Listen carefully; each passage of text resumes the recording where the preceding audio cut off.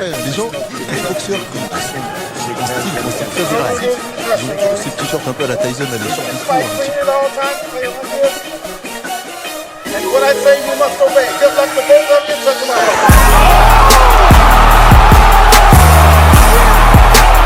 Et là, Maïva, ce sont les deux. Le crochet. Magnifique shot. Ah, c'est un vrai coup au fort. Et ouais, le crochet au foie, il a touché. Ah, c'est un vrai coup au fort. Pendant Bigbois, encore un rouge. Et Allez, très dur là, qui a arrêté. oui, forcément, elle remet un genou au sol. Et alors, regarde son point.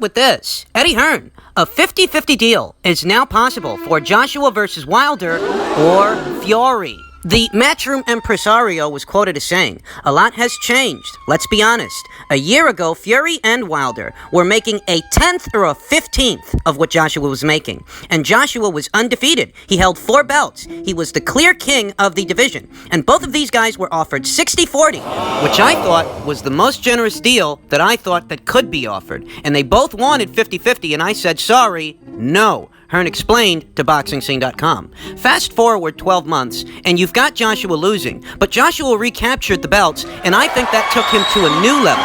But Fury and Wilder have fought each other. Their profiles have both considerably been raised in the United States. I can badmouth people, but it comes with facts. So when things have changed, I'm big enough to say things have changed. And things have changed. You have Fury doing the WWE. You have Fury beating Wilder the first time out. You have Wilder knocking out Ortiz and Brazil and looking sensational. In my opinion, I still don't necessarily think they are worth 50-50. But now I can see the argument, and it's going to get to a stage where they will only take the fight if it's 50-50. And that's an AJ decision. That's not an Eddie Hearn decision. I don't go in there and say, this is how it's going to be, it's 50-50, and it's done. I'll tell AJ, this is the only way you'll make this fight, is if you give them 50-50. What do you want to do? And in my opinion, and I don't want to put words in his mouth because AJ is his own boss, but he wants those fights badly. That 50-50 will probably be the deal, especially the winner of that fight.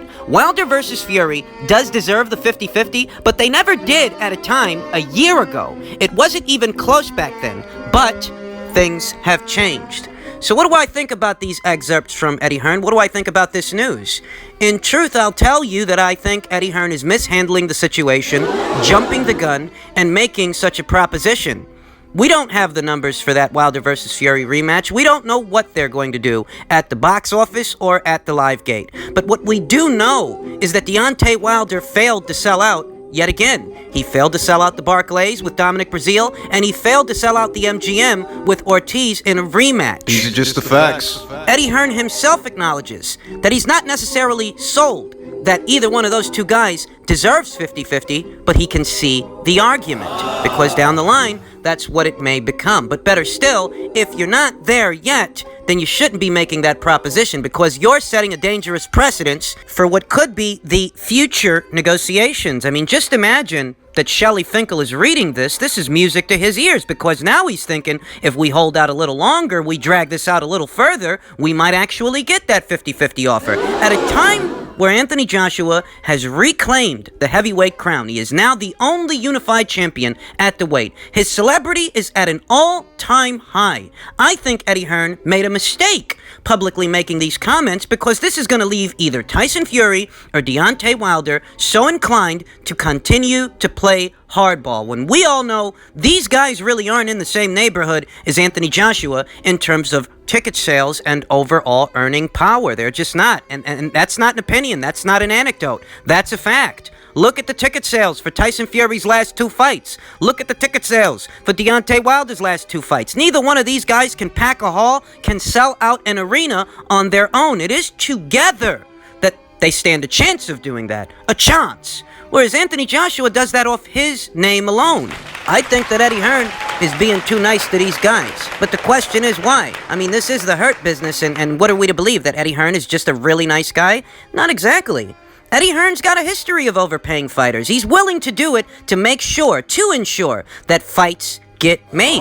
He's willing to make the sacrifices. He's willing to do this. And he's already put this on display over the last 12 months. How many offers has he made to Wilder? How many offers has he made to that guy that are greatly in excess of what Wilder can generate on his own? How many? We're up to 5 now. So it's really not a secret that Eddie Hearn himself is actually willing to overpay a fighter to ensure that a fight comes off, that a fight gets made, in spite of what the LDBC would have you believe, in spite of what Deontay Wilder and his team would have you believe. Every single offer that was made to Deontay Wilder over the course of the last 12 months and before that, every single offer was greatly in excess of what Wilder was earning at that time. And here today, it's the same thing. If you're even suggesting that might have to be the only way the fight gets done, then you are talking about overpaying Deontay Wilder, because he can't generate those numbers on his own. And he likely won't generate those numbers with Tyson Fury. You know, when the year started, 2019, given what the fighters were doing at the time, it didn't look like the Wilder versus Fury rematch would have been much bigger than the first fight was. That was in the beginning. But towards the end of this year, some things have changed. Some moves have been made that lend themselves to what could be a more generous set of numbers than the first set of numbers were. Now, how much more generous? I'd put the number for the Wilder versus Fury pay-per-view, the rematch. At this point, I'd put the number somewhere in the realm of either 400 to 450,000 buys.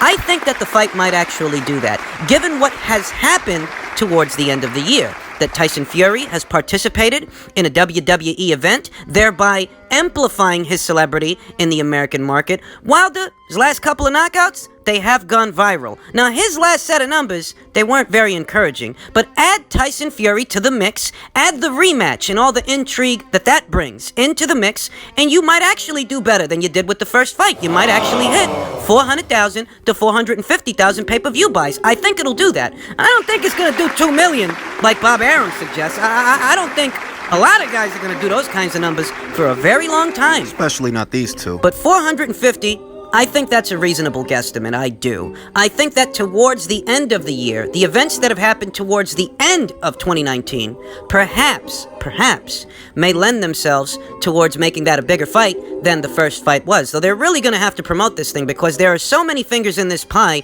In order to turn over a profit, you really do got to bring in some very generous pay-per-view buys. In order to make some money. When you got Top Rank, you got PBC, you got ESPN, and you got Fox all sitting at the same table trying to eat from the same pie, I hope it's a very big pie, because those are a lot of fucking fingers. And you are trying to sell a rerun, after all. A rerun at about, what, $75 a pop?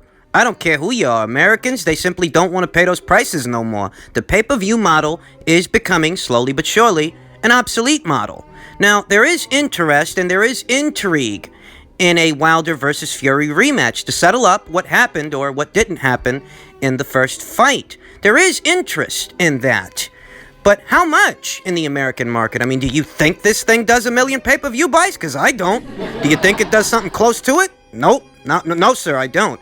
I think that at best, you're looking at a number that might broach 400 to 450 and maybe 500. Maybe. Big fucking maybe.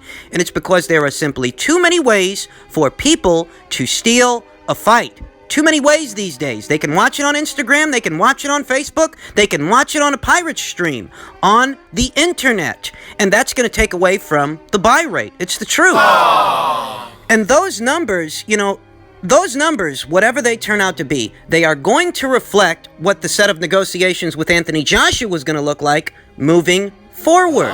I think, at minimum, what these recent quotes from Eddie Hearn characterize are what I've been telling you all along, that it really has been Matchroom, it really has been Eddie Hearn, and it really has been Anthony Joshua that have wanted that undisputed heavyweight title fight, because even now, they're putting their best foot forward to try to see what they can do to make it happen. Whereas in the case of Deontay Wilder and his team, it was never about the titles, it was never about the fight, and it was always about holding out for more money, because that's what they've been doing. People in boxing got short memories. I can still remember a time when I made that proposition that Deontay Wilder, he's just stalling for more money. That's what he's doing. And there was actually An uproar. a group of individuals that resisted this proposition that Wilder was stalling, that he's hardballing because he wants to buy his time so that he can get increased office. There was a time when there were people that denied this. Yet little by little, over time, as this became more and more obvious, Wilder's fans actually became accepting of this. And the whole time I'm thinking, if you know that the fucking guy is stalling for more money, then why are you accusing Anthony Joshua of ducking him when you know what Wilder's doing? It doesn't make a lot of sense. But I reiterate, Wilder doesn't make a lot of sense. So why would his fans? Tell you what I think. I think that the LDBC's narrative, Wilder's core fan base, his group of male cheerleaders, those guys, and the narrative that they've been trying to push, the agenda that Eddie Hearn and Anthony Joshua don't want this fight, I think it's gonna get pretty fucking hard for them to keep pushing that agenda when you see what Eddie Hearn is saying, right? I mean, we all know, the level-headed boxing community knows, that if anybody's really been making an effort to see this fight get done, it really has been Eddie Hearn and Anthony Joshua. But this tilts the scales even further when now you have Eddie Hearn entertaining 50-50 offers for the winner of that fight. How are you going to keep pushing the agenda that they don't want to fight Deontay Wilder or Tyson Fury when they're willing to give him half? Or at least they're entertaining that as a possibility. Suddenly, the shit you guys been saying doesn't make a lot of sense. In other news, I didn't get the chance to touch on yesterday's early morning rematch between Jeff the Hornet Hearn and Michael Zerafa. And anybody who got to see this fight, it was a real Donnybrook, real dust-up, real slobber knocker, just like the first fight. For what it's worth, Jeff Hearn and Michael Zerafa are two tough, gutting, and gritty fighters. Neither one of these two guys is a finesse fighting kind of guy, so you get them both in the ring, you got a good idea what you're gonna get. However, I will say that I was taken by surprise by Jeff Hearn rallying back in the ninth, the way that he did, sporting a very bad cut. The kind of cut that could get a fight stopped at any moment, and scoring not one, but 2 knockdowns on Michael Zerafa. You gotta take your hat off to Jeff Hearn because when the odds are against this kid, he really does shine, doesn't he? I don't think he beat Manny Pacquiao, I don't. But what I do think is he did much better than people expected, than I expected. People were anticipating that when Jeff Hearn enters the ring with Manny Pacquiao, Jeff's gonna get killed. Manny's gonna get him out of there, flatten him easy, move on to fighting someone else. And that's not what happened. Jeff gave Manny a better fight than Keith Thurman did. That's right. Jeff did better against an aging Manny Pacquiao than the likes of a Keith Thurman, a guy who's supposed to be this highly touted boxer. All that jazz. Undefeated champion at the time he fought Manny Pacquiao, though he didn't leave a champion, did he? Nope. Whereas when Jeff fought Manny, it's Jeff that left a champion. Make of that what you will. And ahead of this Zerafa rematch, the main thing I had on my mind is, I don't know how he's going to go about winning the rematch because he just can't change that much. Jeff's bread and butter is being a gutting and gritty fighter. But against Zerafa, it's a big train, little train situation. And Jeff, he's the little train. But he's gone from being the little train to the little engine that could. I don't know how the bookies over there in Australia had this fight. I don't know if they had Jeff as the underdog, but as far as I was concerned, that's what he was, and look at how he performs. I mean, he really showed up for this thing, He hung in there. He was in trouble in the ninth. Michael Zerafa was landing a series of big right hands. He was loading up, and they were actually finding a home. Jeff was out on his feet, bleeding out of that bad cut. And what does he do? He turns it all around. I mean, it really was sensational. This is one of those goodies that flies under the radar of the casual boxing fan, not realizing you don't need to have big names to have a really good fight. You don't need it for it to be, Errol and Terrence or Wilder and Joshua for the fight to yield a very crowd-pleasing aesthetic, because that's what this fight gave. That's what this fight was. A lot of American boxing fans, they can't see past the 10 blocks in front of their house. And that kind of nearsighted perspective is pretty useless in this sport. I have to say, and you could feel free to disagree, that I myself actually see a precedence for a third fight. No telling if there will be one sometime down the line. I definitely don't think it's going to be an immediate rubber match, but perhaps sometime in the future could happen. It's been a funny year when it comes to rematches, immediate rematches. Sergey Kovalev avenged the loss to Eleider Alvarez in an immediate rematch that took place earlier this year. Most of you might have forgotten because, we've had a lot to reflect upon in 2019, just a whole slew of great fights. But early in, this year, Sergey Kovalev avenged the loss to Eleider Alvarez in an immediate rematch. Ryota Murata avenged the loss to Rob Brandt. Dominant fashion, I might add. Also an immediate rematch.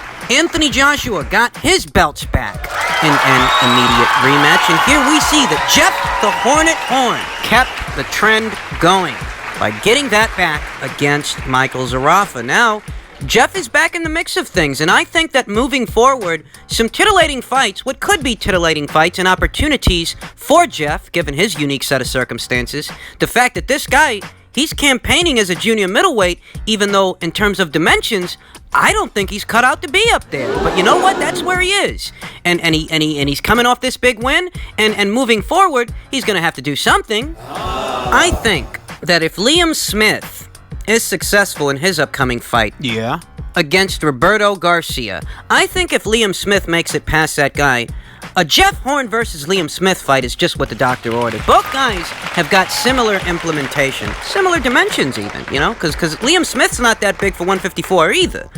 And given how both those guys go about things, I think a fight between them makes for a great fight, whether it's in Australia, where Jeff is a draw, or in the UK, where Liam Smith, you know, he's known. People know him. They know him. You sure? I don't think he's that big a draw, but I think that a fight between the two could attract some attention. I also happen to think that, you know, if you don't get beefy, for some reason, for one reason or another, there's still the name of Kell Brook. Kell Brook looks to be bouncing back in 2020. It's been a very quiet year for Kell Brook.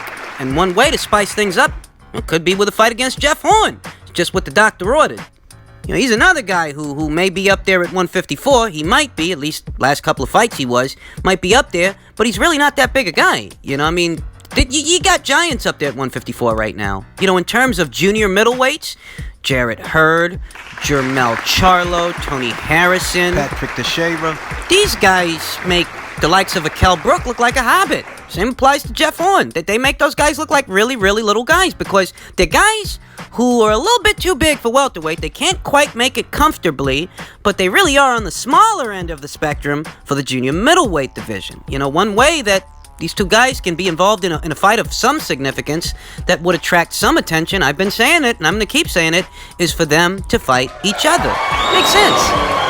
So while I'm not expecting Jeff Horn to go into an immediate rubber match with the likes of a Michael Zerafa, I don't rule it out completely. I just don't think that's what's going to happen next.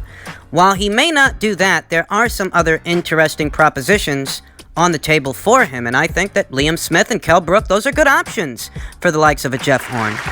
So let's just see what he decides to do coming off this win.